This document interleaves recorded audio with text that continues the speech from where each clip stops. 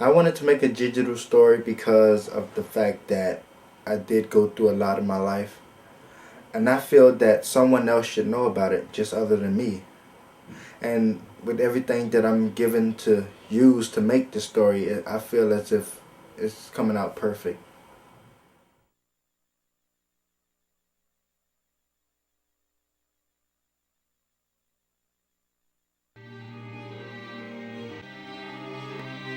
There I was, 11, and scared to tell my therapist that my auntie broke my jaw.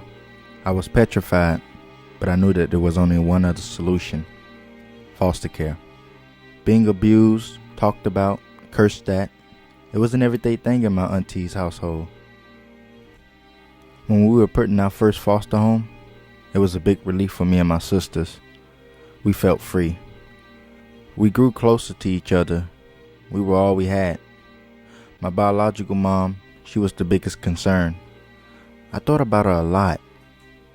She contracted HIV and was a serious heroin user, and that alone cried me to sleep night after night. As we got older, we were separated into different homes. I ended up in a house with all boys, and being the youngest, I was like bait.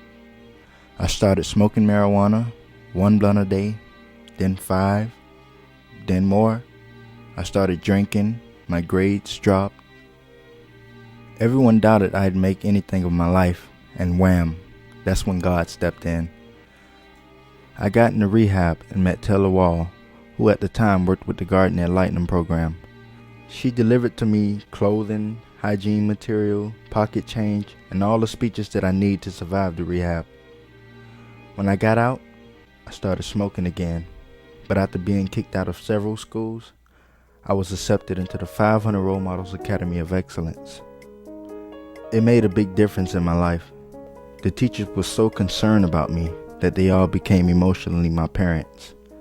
I made honor roll and had the highest test scores in my school.